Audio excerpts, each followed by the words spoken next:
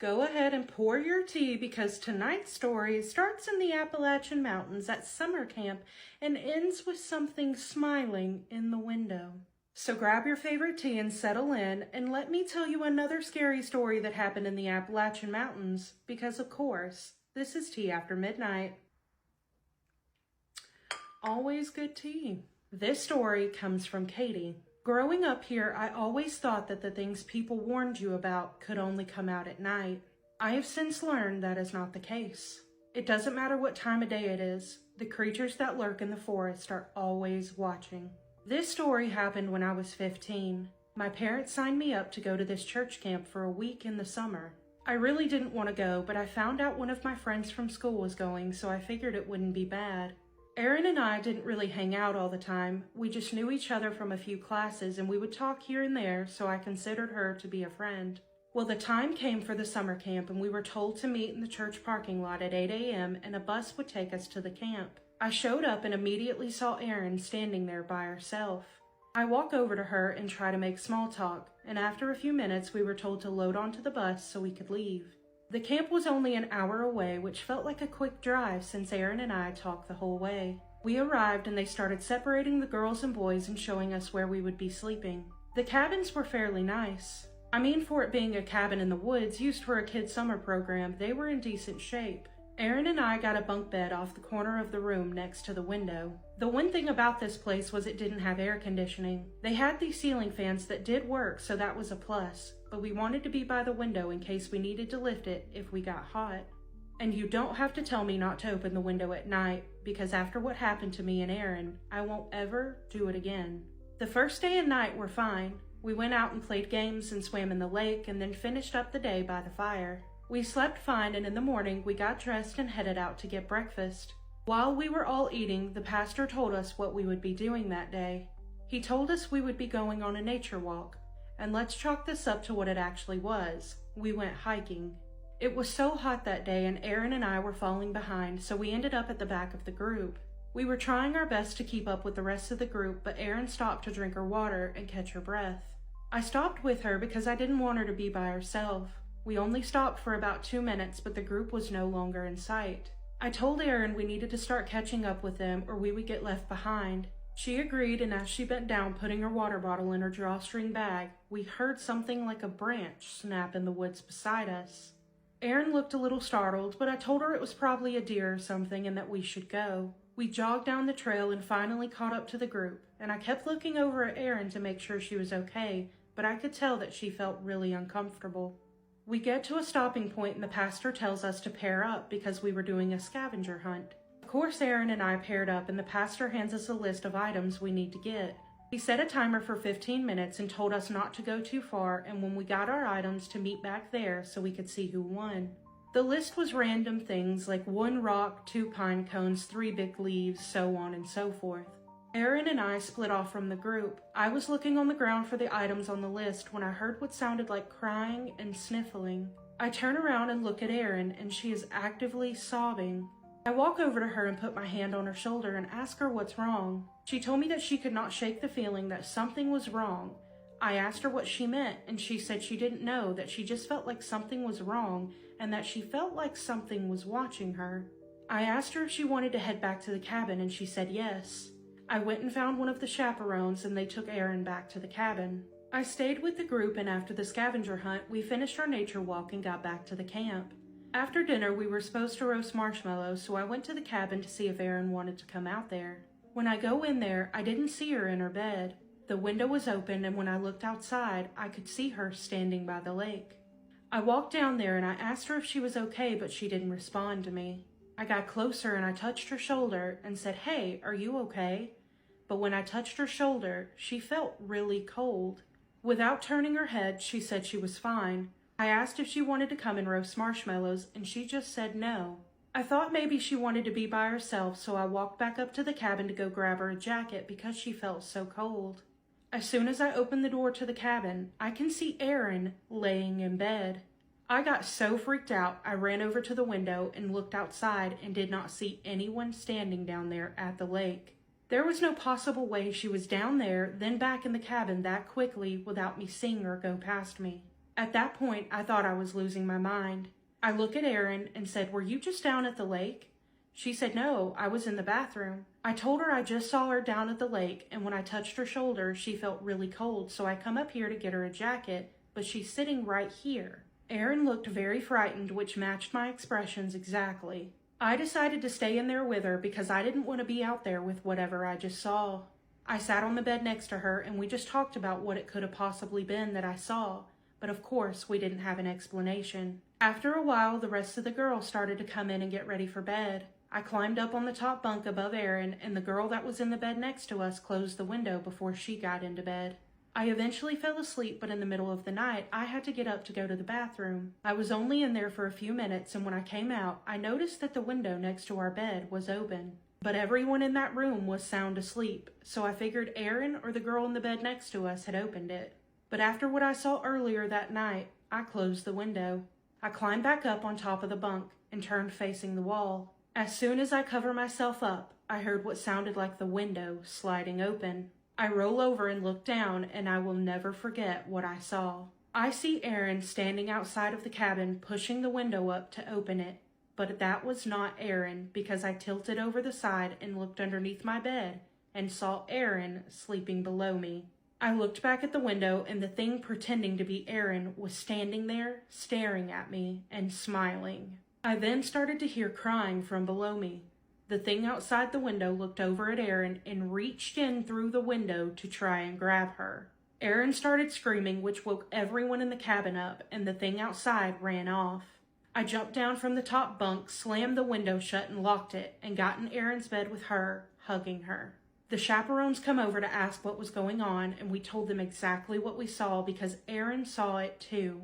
Of course, they didn't believe us, and they had us call our parents to come pick us up in the middle of the night. Which honestly, there was no complaint from us because we knew what we saw, and it was absolutely terrifying, and we didn't want to spend one more night there with whatever that was. Erin and her family ended up moving that summer, and I've not gotten to talk to her since that night. As I've gotten older, I've done some research on what it was that we saw, and the best answer I can come up with is a mimic. I remember this so vividly, even though it happened 20 years ago. I will absolutely never forget how much that thing resembled Erin and how terrified I was after that night.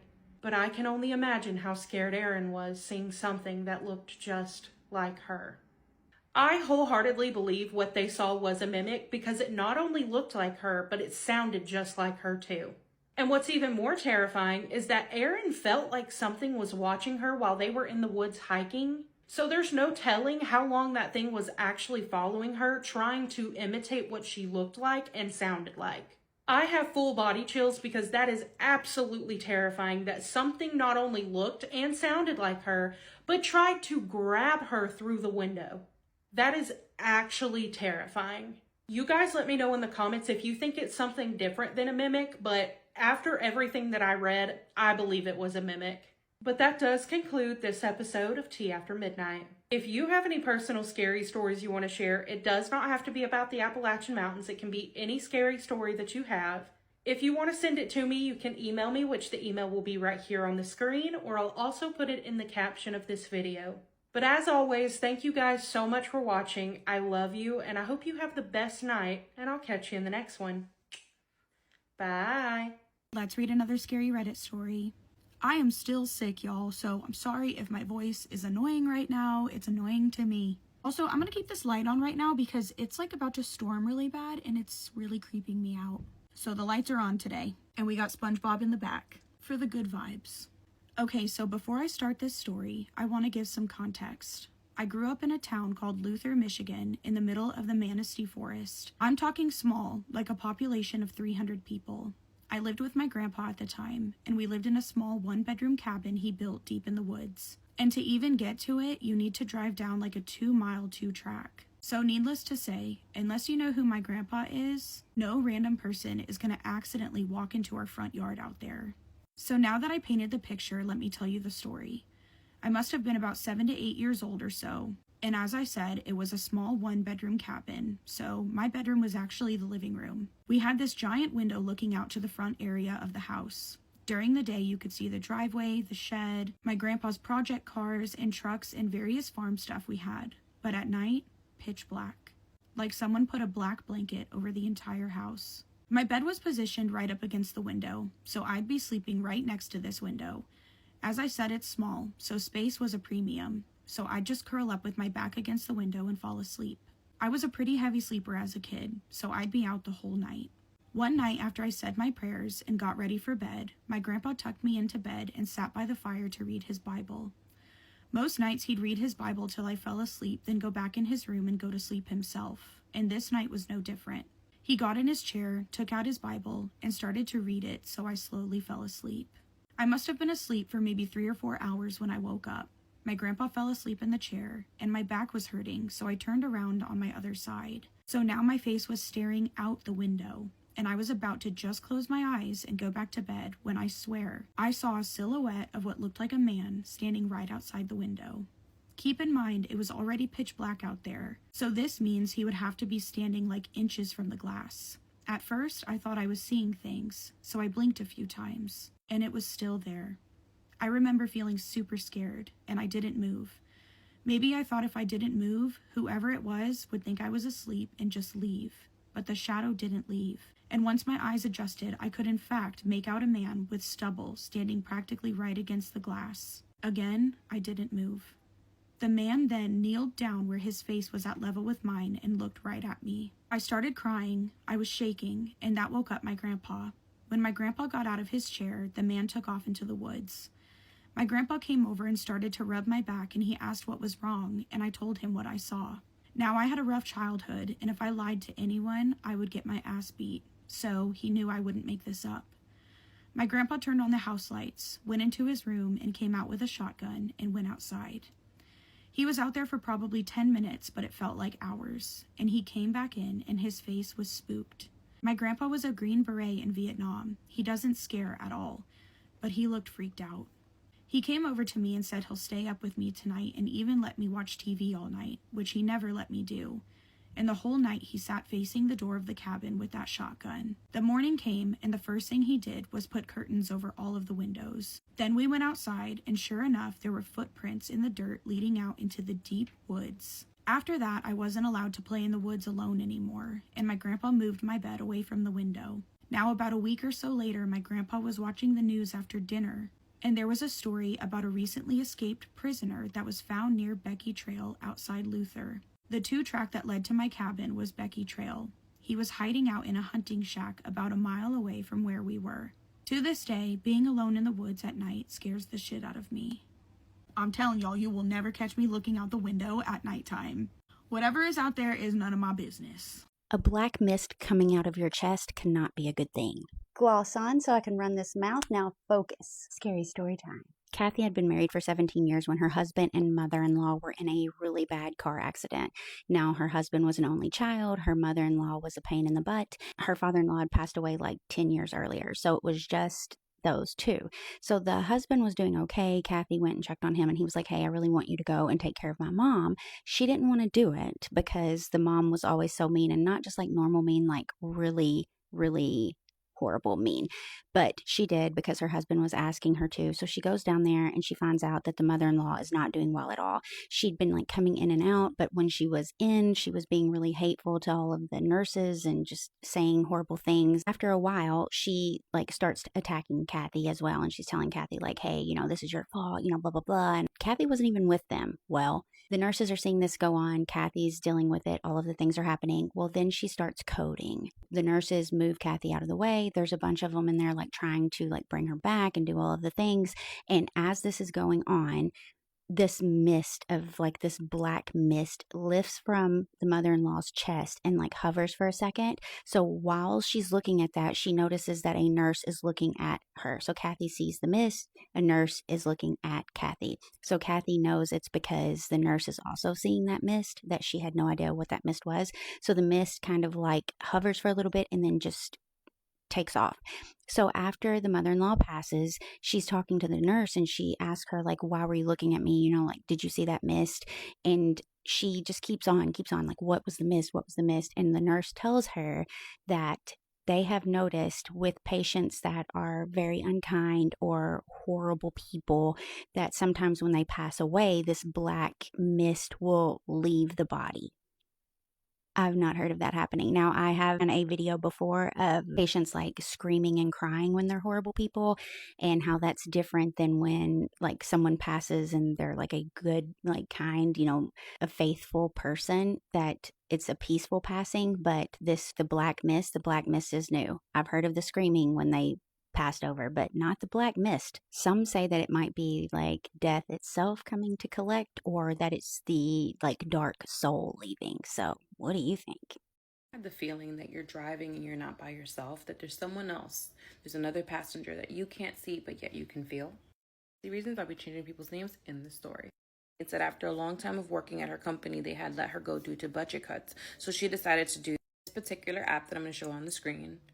And she said that she usually did it at night. It wasn't a big deal.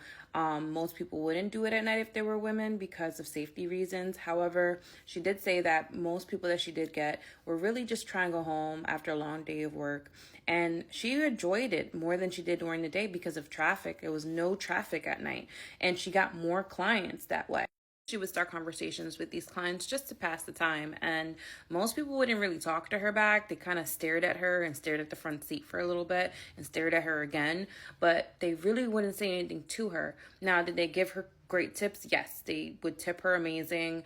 But she never understood why people really didn't talk back to her. Until one particular night, she picked up this old guy. And this old man told her, "Are you supposed to have other people in the car with you as you're driving?" And she looked at him and said, no, why?" And he's like, "Okay, I'm just asking. I'm just asking." And she kind of was like, heard his hesitation and was like, no, why are you saying that?" And he's like, "No, I'm just asking, I just wanted to know. I was just being curious." And she's like, "Oh, okay, well, we're not supposed to have other people in the car. It's just supposed to be me and you and whoever else is in addition to the car ride." And he was like, "Oh, okay, all right." And then he got out the car, didn't say a word to her, and she found it very odd that he said that. So the next client gets in the car, and it's another elder person. And this woman says to her, "Are you supposed to have people in the car with you?" And she's like, "No. Why?" She's like, "You know what's weird? The last person said the same thing to me. I don't understand." And the older woman's looking at the front seat and she's like, "Okay, the last person said the same thing to you? The same exact thing I'm telling you?" She's like, "Yeah." She's like, "Okay." She didn't say anything. So, Sarah's like, "Okay, what's going on? Why is everybody asking me, am I supposed to have other people in the car? There's nobody else here with me, just me." Ride for that night, she wasn't going to pick that person up, but because of the simple fact that person's ride offered her the most money and it was the furthest ride out, she decided to take it. And the guy gets in the back seat. Now, this is her ride. This is her official last ride. He gets in the back seat. She can smell the alcohol on this gentleman. Like, he was reeking alcohol. And he kept staring at her through the rear mirror. And, she, of course, like she always does, she tries to have a conversation because this is a 40-minute ride. So she's trying to have this conversation with this guy. He's just staring at her, like messing with something in his hands that she can't see because it's dark in the back seat. And he's staring at her, and he's staring at her, and he's looking back and forth. He's looking out the window, looking at the left and right window, looking behind him, behind that window. And he's like murmuring things underneath his breath. And, she's trying to have this conversation with this guy, and he's not trying to have a conversation with her, but he's staring at her intently, like staring at her like this. And when one moment or the other, he decides to shift from behind her seat to the other side, across from her. And he's looking at her and he's looking at her. This time he's not even looking at her through the rearview mirror. He's looking at her directly. And she can feel his gaze. Now she starts getting really nervous, like these knots in her stomach, like there's something wrong with this person. So she's talking to the gentleman, and of course she calls him by the name that the app is telling her of the person that she's picking up. He tells her, "That's not my name." And she says, "Oh, okay, I'm sorry. That's what the app said. I apologize. What's your name?" He refused to tell her his name. She's like, "Okay." He's like, "Where are we going?" And she tells him, "Well, we're going to the destination that you put on the app." And he's like, "Oh, okay. And she's like, "Is that not the right destination?" And he's like, No, it's right. And she's like, "Okay." As she's driving, Mind you, she's driving. He's inching up closer from the back seat to the driver's seat. And that's when he screamed. And he screamed so loud that she kind of jerked the car. And she's like, "Are you okay?" And he's like, "Who's that? Who's that in the seat next to you?" And she's like, "What are you talking about? There's no one next to me right now." And he's like, No. She just disappeared. She was just here." And of course, she's freaking out. Sarah's freaking out. She's like, "There's no one in the car with me." He's like, Get me out the car. And she didn't understand what was going on. So she literally pulled over, let him out the car. When he booked out the car, she turned on the lights, scared because she didn't understand what was wrong with him. In that moment, the app called her and they told her she picked up the wrong person. When she turned on the lights and looked in the back seat, there was a knife in the back seat. Now, who or what did he see next to her? She never found out. But apparently there was somebody next to her that was not having it. Was it a guardian angel? Was it someone that she knew from the past or a loved one? Or what was that? But whoever that was saved her life. Do you think when you're using substances that you're more susceptible to evil in the paranormal sense? This girl emailed me and said that she met Satan during one of her sleep paralysis episodes. This story is utterly terrifying. So we're gonna call this person B for the story. So this happened in Norway in 2022, and B was 21 years old. So B was raised in a Christian family, and when she was around 14 or 15 years old, she developed a deeper relationship with her faith. She became confident in what she believed in, and she's always been very sensitive to energy. So she can very easily pick up on other people's emotions and just like the atmosphere in rooms. Now, B isn't very new to the paranormal. She has occasionally experienced things, but they weren't anything huge. Like she would experience shadows or movement out of the corner of her eye, or just a strong sense of presence that no one else could feel. She doesn't claim to know what these experiences were or what they are, but she's always felt aware of something beyond the physical. Now, the following event that I'm about to describe happened during one of the darkest periods of her life. She had recently ended a relationship with a boyfriend who had been psychologically abusive, and she was mad at herself for this. This sent her into a deep depression. She felt guilt and shame for having allowed this relationship to continue for so long, which, by the way, that is not your fault. And she blamed herself essentially for staying and letting somebody control and diminish her life. So she started drinking. She partied often. She ate poorly. She stopped taking responsibilities for her studies, and her days just became empty. She would eat a little, sleep, party, repeat. And that's all she did. Then one ordinary weekday night, something happened that would change everything. So B goes to bed as usual. She hadn't been drinking. She wasn't exhausted in any way, but she's sleeping and she wakes up around 3 o'clock in the morning and she realizes that she can't move. Her head is slightly lifted above her body on a pillow. Now, she immediately realizes that she's in sleep paralysis. And at this point, she's like, oh no. This is scary. I don't like this. And then she realizes that there is something standing at the end of her bed. She said that whatever this was a very tall, shadowy figure that had the shape sort of a human, but didn't look human in the same sense as a human. On its head was something that humans do not have, and that was 2 horn shapes on each side. She couldn't see the details, only darkness and form. So she starts to feel this overwhelming fear because she does not know what is at the end of her bed. And whatever this is not good. And she can feel that it is not good. So she tries to scream and she cannot scream. She tries to move. Her body's not responding. She starts to sweat, physically sweat. And it's this overwhelming fear that is about to send her into a panic attack. Then the figure moves, and it moves just a little closer. And then a little closer, and then it climbs on top of the bed. Now, as this is happening, she is just frozen. She doesn't know what to do. She's just watching it happen, and she can't do anything about it. And it finally gets to a point where it is laying directly next to her. At this point, it eases its way up to her, and it presses its body against her. She starts to realize that whatever this thing is very cold. It's extremely cold because the right side of her body where it is cold. And then it takes its arm, and it just reaches over her chest. Then it just starts pressing down. And this thing is pressing down so hard that she said that she felt like she was going to go through the mattress. She said that she felt its presence so intensely that it felt like it was breathing against her. And she realizes that it is breathing against her. It's breathing down her neck on purpose, right down her neck, as it's pressing its arm down against her through the mattress, it feels like. And as all of this is happening and she is panicking, it speaks.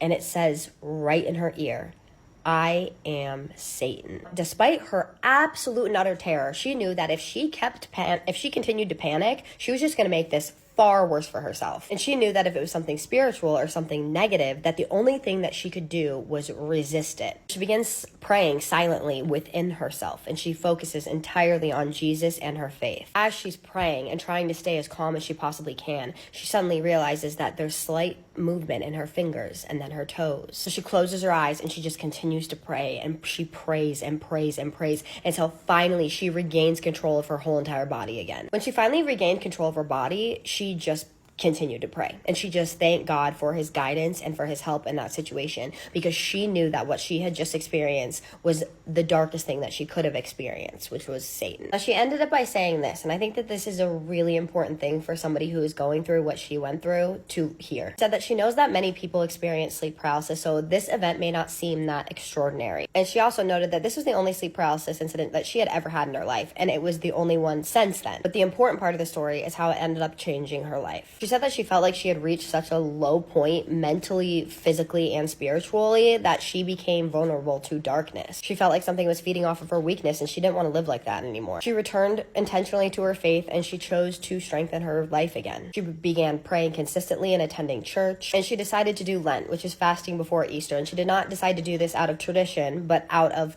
cleansing. It helped her so much that she stopped drinking, she regained her discipline back, and she slowly but surely rebuilt her life. She believes that when you regain your inner light, whether that be through faith, discipline, or inner awareness, you become far less vulnerable to darkness in any form. She hopes that this story may inspire somebody who feels lost right now or at a low point in life. And the last thing she said was, "The way we see ourselves is the way we see the world, and the way we treat others reflects the energy we receive in return." I loved that. So what did you guys think about that story? I thought, first of all, it was terrifying, and I absolutely agree with her. I definitely think that it was preying on her darkness and what she was doing to herself, because when you do things like that to yourself, when you are drinking or doing, other things, it definitely makes you more susceptible to things like that. And I think that a lot of people here know that, and I know that personally from personal experience. And you'll notice that when you go through these things, you will start to experience sleep paralysis more. You will have scary things happen to you that you cannot explain, and your light will dim completely. And I think that that was Satan that laid next to her. It wasn't him specifically. I believe it was something that Satan used to get to her. So all the same to me. Drop all your thoughts, opinions, suggestions below, but please, especially in this story, you guys, especially one that deals with abuse, I need you to be respectful. Hi, gorgeous huns. My name's Becca. Is she from Liverpool? And I wanted to submit a true story. This still makes my stomach drop to this day. Oh, love. I won't carry on doing this. When I was around 6 months old, my family moved from London to Liverpool and into a pub called The Weighing Machine, which was built in the 1850s. We lived above the pub. It was honestly one of the roughest pubs in Liverpool. People were shot, stabbed, glassed. It was like something straight out of an episode of Shameless. The community around it was amazing. Everyone knew everyone, and my family loved it there. I'm the youngest of three, and my brothers are 5 and 10 years older than me. So from the age of about 4, I spent a lot of time playing on my own. And in the biggest room above the pub, while my mum and dad worked downstairs. Don't worry, I had an intercom to call them. This was the early 2000s. From the age of about 4, I had a lot of imaginary friends. I was just little Becca with a wild imagination. The pub already had a reputation. People always said it was haunted. There were stories about suicides, alarms going off in the middle of the night, and things constantly going missing. Years later, we moved out. I grew up, I forgot all about my imaginary friends, and when I was 18, I went back to work in the pub for a friend of my mum's who had taken it over. Halfway through a shift, he suddenly said, "Oh my God, I never told you, did I? Remember when you were little and you used to have imaginary friends in the pub?" Yeah, how embarrassing. Then he told me that not long before, a psychic medium had been in the pub one night. She asked to go upstairs. He took her up 2 flights of stairs, past 6 rooms, and without hesitation, she walked straight into what used to be my bedroom. She pointed at a built-in cupboard in the corner of the room. This cupboard was where my imaginary friends lived. They used to come and go from there. The medium walked over, opened it and said, "In here." She did it in here. Oh, God. My mum's friend then looked at me and said, "Becca, didn't you used to talk about a woman you saw when you were little?" I instantly knew who he meant, and I said, "Yeah, what was her name? Polly." "Yeah, it was Polly." He went pale, eyes widened, and he nodded. The medium had told him that a woman named Polly had taken her own life in that cupboard. She'd lost her little girl and couldn't cope with the grief. When she passed over, her daughter wasn't with her and she was lonely. The medium said Polly used to play with me to comfort herself and fill the void. Oh. Then she added that Polly said she missed the little blonde girl in the tiny bed. And that was me. Wow. Years later again, after I passed my driving test, I stopped at a red light right outside the pub. Suddenly, all my car sensors went mad, like something was extremely close all around my car. I laughed it off and joked about it, but it's happened again and again and again. 5 different cars, same spot outside the pub, same thing every time. Now I'm 28 with 3 kids of my own. We live about a 5-minute walk from the pub, and every time I drive past, I look up at my old bedroom window, and I wonder if Polly's watching me. If you're into creepy supernatural horror that you could throw on a rainy day, I think this one's the perfect one. This is the video game adaptation, The Mortuary Assistant. In this movie, we're following Rebecca, who is a mortuary science graduate, and she has taken an overnight shift at Riverfield's Mortuary. She's working alone this night, and she starts doing her normal duties, and weird things start happening. I will say this movie is definitely dark and creepy and like rainy. It's the vibes, right? But it definitely has that video game look where everything doesn't look quite real. Kind of like Until Dawn, but I feel like Until Dawn did it better. I just love Until Dawn, okay? But there's a lot of creepy shots. There's a lot of those shots where it leaves room for something to be in the background. So you're constantly kind of scanning to see if something's going to show up in the background.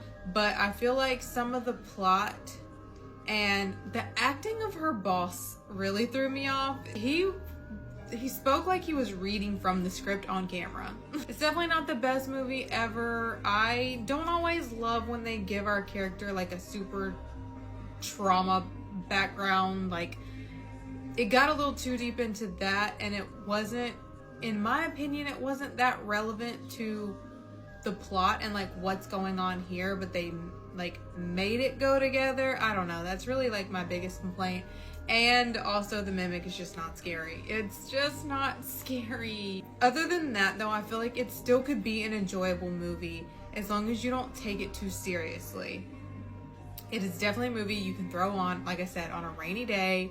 It's got the creepy rainy vibes, and just enjoy it for fun. Don't take it too serious. This is going to be coming out in a limited theatrical release and then also on Shudder, I believe around March 27th. So just check it out. I normally do trigger warnings on my videos, but for this one I'm going to. Trigger warning for grape, DV, schmurder. If any of those things bother you, skip this one and just come back to the next.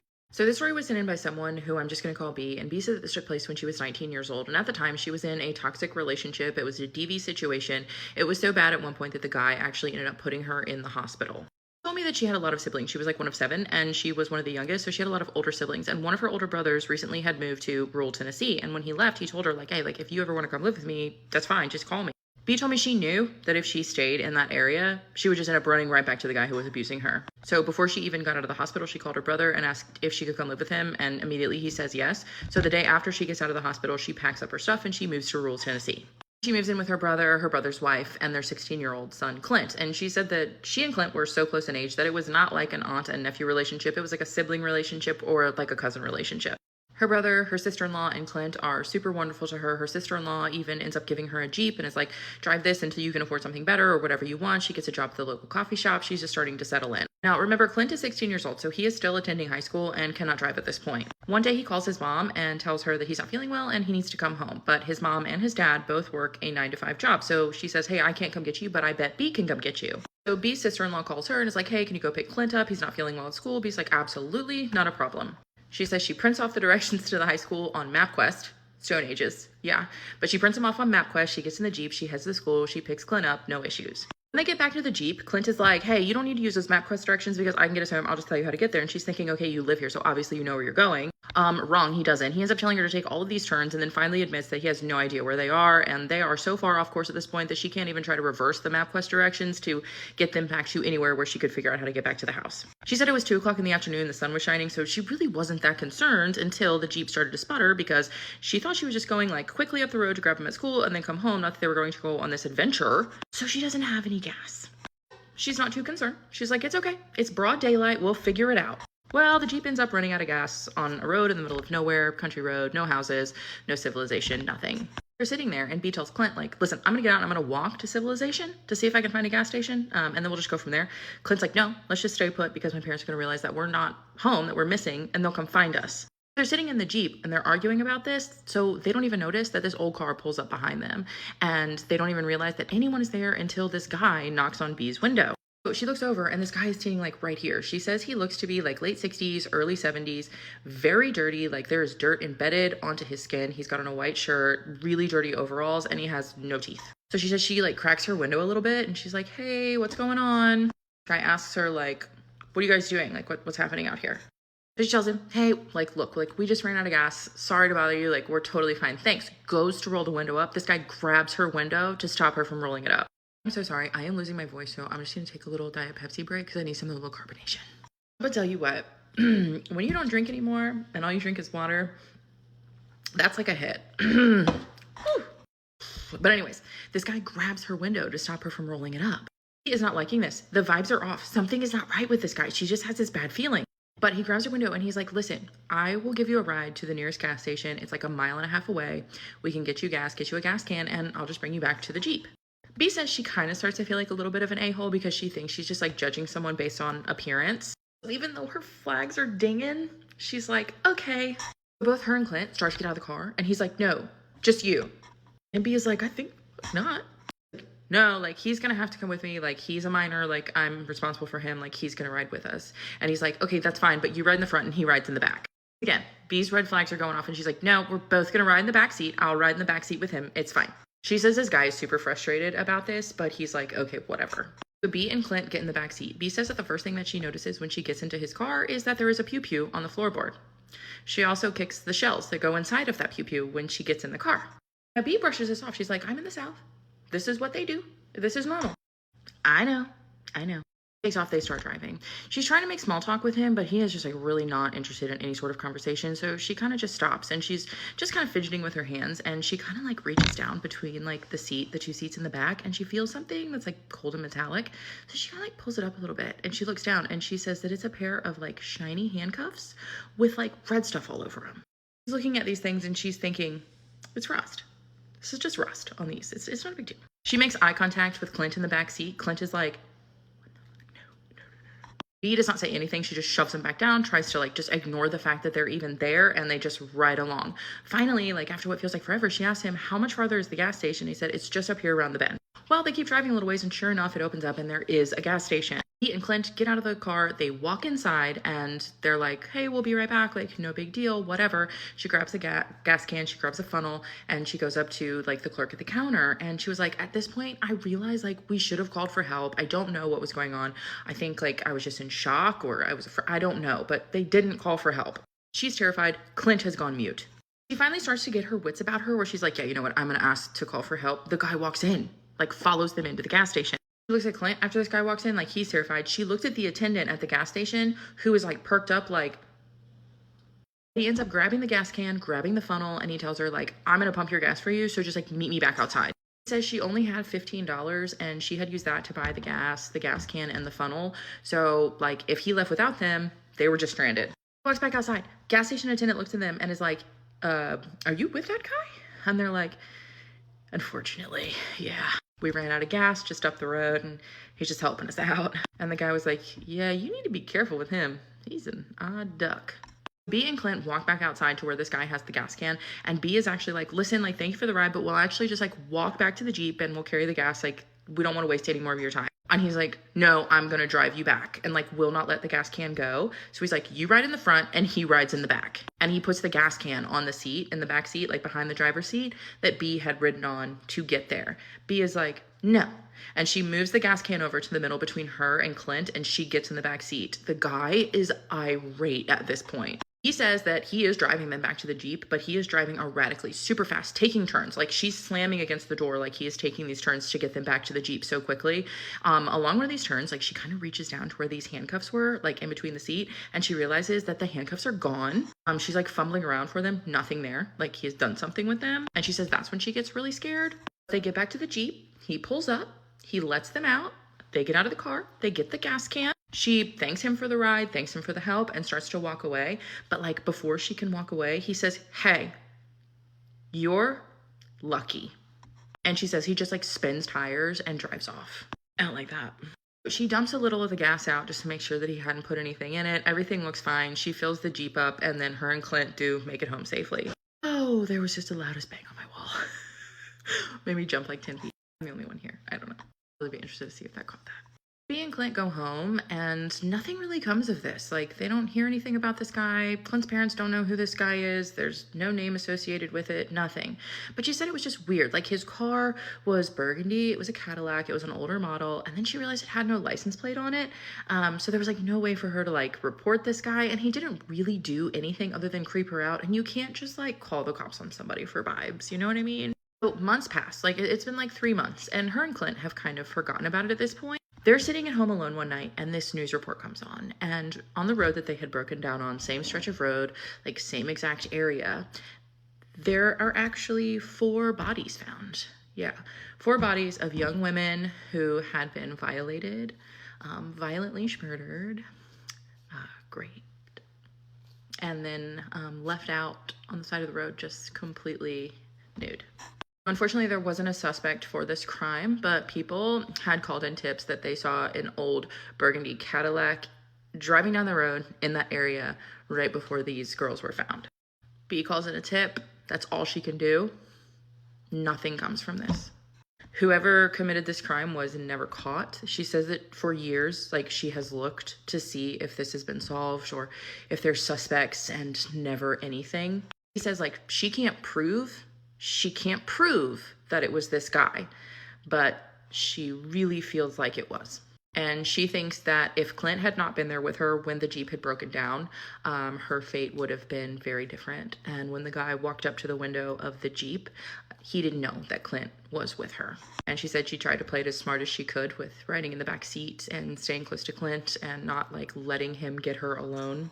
She has always looked to see if these poor girls, if they've found any justice, and they have not. Like, no matter with the tips and calling in, nothing ever came. It was never solved.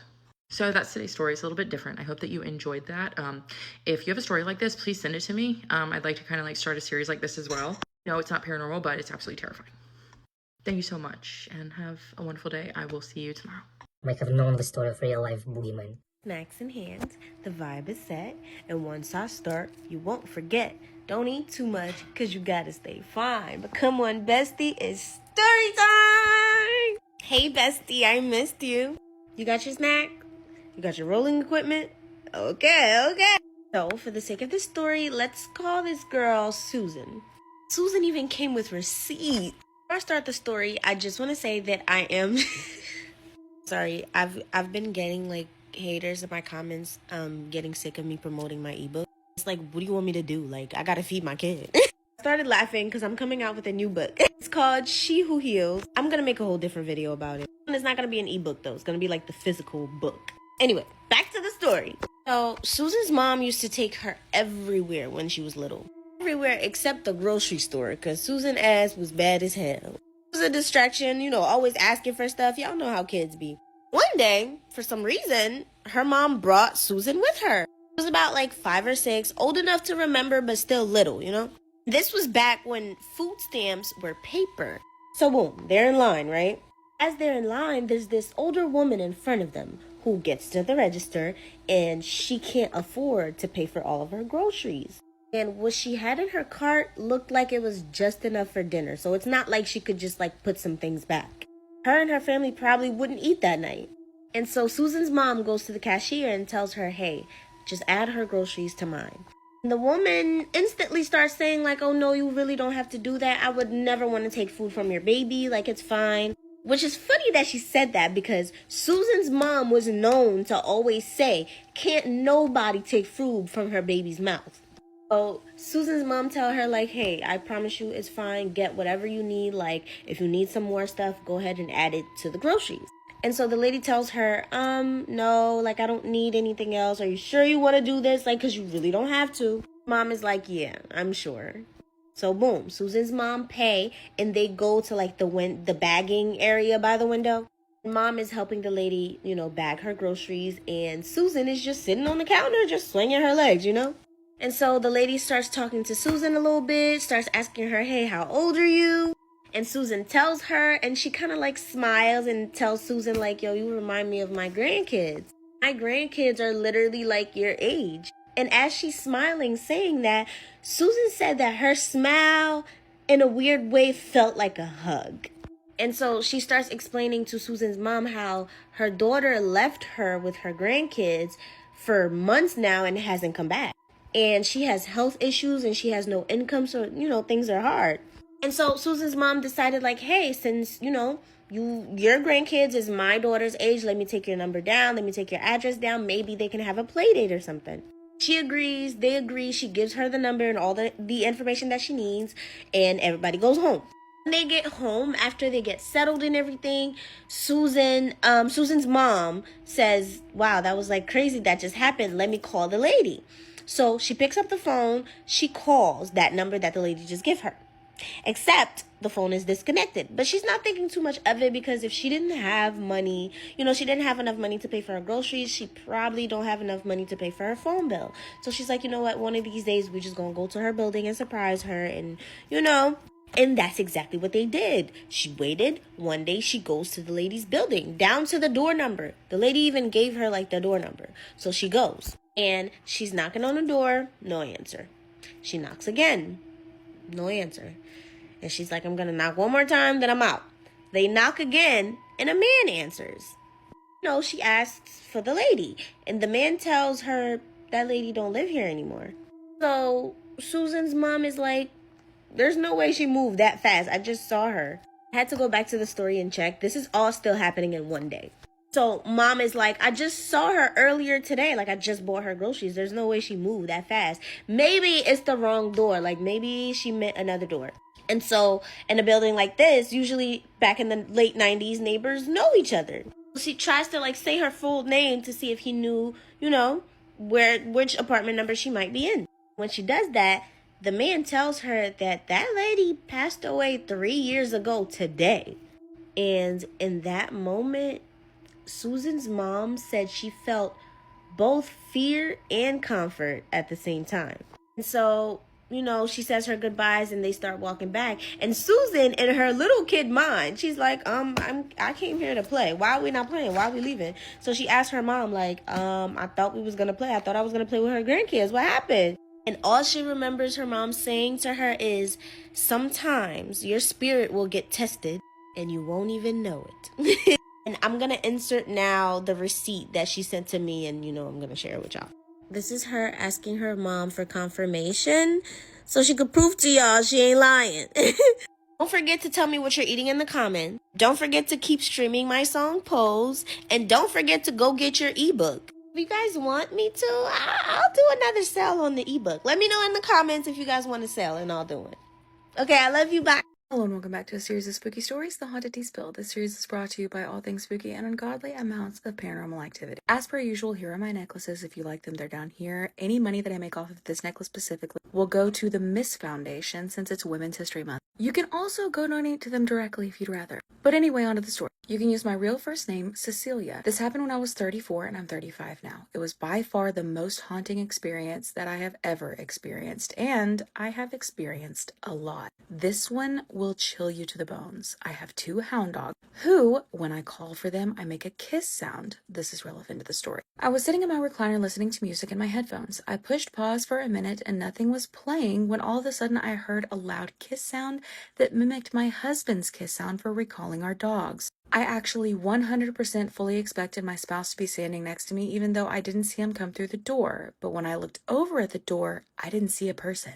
I hope you didn't see anything at all. I felt the worst panic attack that I had ever felt before and I immediately called my husband at work. I knew something was in my house and I knew it wasn't good. Foreign beings in your home is never a good thing, no. Over the phone across the room, my husband shouted, "Did you just make a kissy sound into the phone?" No, I didn't.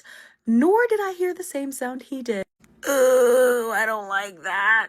So I grabbed my rosary for protection, put it around me, and I walked towards the back door with my arms spread out like Jesus on the cross. I slowly walked towards the door shouting, "I have God, what do you have?" nothing. You have nothing. I have nothing. Nothing. Nothing. I mean, you know that you channeled your inner Whitney too. I have God backing me up, and the Son, and the Holy Spirit. You have nothing. Go back to hell where you belong, and I kept my arms spread out as I was shouting this. After I said go back to hell where you belong, I heard in the very back of my property the lowest, most demonic growl I have ever heard. No more kissy sounds, cause ain't shit sweet now. I closed the back door and said a prayer. I calmed myself down enough to sleep.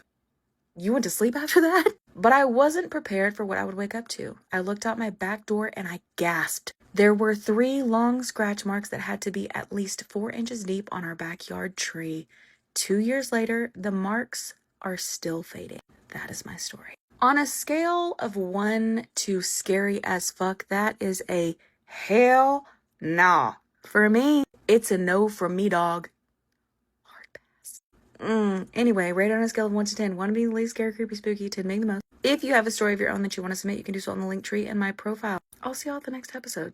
Stay spooky, friends. Maybe it's just me, but anytime I see a house with this amount of bunk beds, my head immediately says cult. This is a home in Ohio that just recently sold for $560,000. And it's pretty much the perfect place to wait out an apocalypse. When you go to the front entrance, they have this really strange area where I can't tell if we're still outside or if we've officially entered the home, but they do have horse stables, which again, in the event that the world is ending, is perfect. You don't have to depend on gas stations to get around. And then we have this space, which I guess is the apocalyptic equivalent to a padded room. Then here's what the living space looks like. Here's a bathroom and the kitchen, which is really nice other than the carpet. I don't know, carpet in the kitchen just seems like a nightmare. And then we move on to the bedroom, which has a demon portal next to the bed. I don't know about you guys, but I wouldn't feel comfortable closing my eyes next to this. And here is the girls' area, along with their bathrooms. Then you have the boys' area, which for some reason doesn't have nearly the amount of bunk beds, but it does have the same amount of bathroom stalls. I believe those are attached to this big basement area, which is likely a recreation center. Moving on from there, we have this outbuilding with enough water for a small army and a shipping container in case someone needs to be detained. And here we have more water and 3 deep freezers in case, you know, someone doesn't make it through the zombie apocalypse. Imagine doing your weekly shop when a half-naked, screaming teenager runs into the supermarket. What happened next traumatized everyone. It was the 10th of November 1986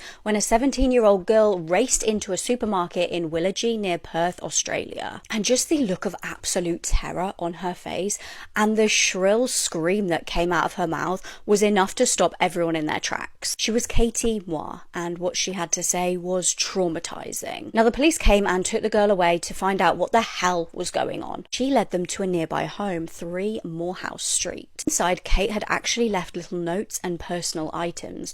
She'd done this because she was convinced she was going to be murdered. She truly believed that she was going to die inside that house, and she was leaving clues for the police. Now the owners of that home were married couple David and Catherine Burney, a lovely, pleasant couple from the area, or so people thought. David had actually been cruel and violent since day dot, since he was a child. He'd grown up in a very violent household, and honestly, that just kind of felt like the norm, so by the time he was 15, he'd committed his first known SA. This was of a landlady in a boarding house. He also apparently SA'd his own brother. And when he was young, he met this girl called Catherine, and they were absolutely inseparable at the time. They couldn't get enough of each other, and they ended up being literally partners in crime. They were breaking into people's houses, robbing people, but they ended up losing contact for a while after Catherine landed herself in prison at just 20. She then basically married this other guy called Donald and had loads of kids with him. I believe they had around 7 children. They were definitely busy. But David and Catherine ended up kind of falling back into each other's arms. They reunited in the 80s, and she just completely abandoned her massive family and just chucked Donald. And things were about to get very, very dark. Let me tell you, Donald had a lucky escape. They shared the most sick, deprived, dark fantasies you could imagine and decided to act on them. In early October 1986, they abducted a young student, Mary Nelson. Now, this poor girl was lured to their house under the pretense of like, we've heard that you need some new tires for your car. We've got some tires that you can have for very cheap. When she knocked on the door, David stood there with a knife. The couple overpowered her, chained her up, and repeatedly AR'd her. I don't know what you guys think, but personally, I actually think that this is worse than even just killing her there and then. They bundled her into their car, drove her, terrified, to Woodlands, essayed her again, and then murdered her. But they weren't going to stop there. They had plans to do this again. 2 weeks later, they came across a 15-year-old girl hitchhiking. This was Susanna Candy. She was the most lovely, sweet girl that you could imagine, and she just needed a lift from Claremont. So she was relieved when she saw a friendly-looking couple pull alongside her. But after hopping into their car, she soon realized she'd made a fatal mistake. She was bound and gagged and driven to their home, terrified. And again, I don't know what you think, but this feels more cruel to me. They made her ring her own mum and be like, hey mum, I'm just staying at a friend's house, like, no need to worry about me. Basically to make sure that nobody was going to report her missing. Then she was put through hell. They kept her there for days and days, AR'ing her, torturing her. It was a living nightmare until eventually she met the same fate as Mary and was buried next to her. But again, they weren't done. They were going to snatch another woman. This was Noeline Patterson, and they snatched her again from by the highway, and again she was forced to ring her family to prevent any kind of panic. Just think how horrific those families must have felt when they eventually discovered the truth. The whole conversation was a lie. But Noeline was actually very smart. She was like, oh, do you know what? I'm going to actually gain David's trust and try and build some kind of relationship with him so that hopefully he sets me free. And I've seen that work a lot. But this didn't exactly go the way that she'd planned, because by gaining David's trust and forming a relationship with him, she actually really pissed off Catherine. And in the end, the story ended the same way as the other victims did, being buried in the forest. It only took days for them to take another victim. This time it was Denise Brown. She was just, again, waiting for a lift by the side of the road when she was snatched. But this death was even more barbaric than the others. It felt like they were just trying to go further and further to satisfy their sick fantasies. Denise was assaulted repeatedly and then had her throat slit. But when they buried her, they realised that she was actually still alive. She was clawing at the dirt and gasping for air, desperately trying to cling on to life. So David grabbed an axe, and you can probably imagine how it ended. Infuriatingly, with all these girls vanishing, the police seemed to kind of be shrugging their shoulders. Kate would end up making a brave break for freedom one night after she got captured herself. And it all started with a knock at the door. So Kate had been captured by these monsters, chained up in the house repeatedly, just exactly the same as all of the other girls before her had. And she was quite clearly on borrowed time. I mean, this wasn't going to end well. And then there was a knock at the door. It was actually a substance dealer. Like, whoever thought that a substance dealer in this situation was actually going to kind of inadvertently save someone? Catherine heard the door, panicked, and shoved Kate into a room to prevent her from being seen, obviously. So Kate saw her opportunity and absolutely legged it out of the window. She was like, I don't have time to waste. I can see an opportunity when one presents itself. She ran screaming into the supermarket, and that's how this all came crashing down for this couple. Finally, their sick reign of terror was over, and they admitted their crimes to the police. They actually showed them to the burial sites, and they were very, very callous about it. Catherine even spat on one of the graves. They both actually got 4 life sentences, and when David was escorted past the crowds who were hurling abuse at him, rightly so, he turned and blew them a kiss. How gross. But he did actually end up unaliving himself in a cell in 2005.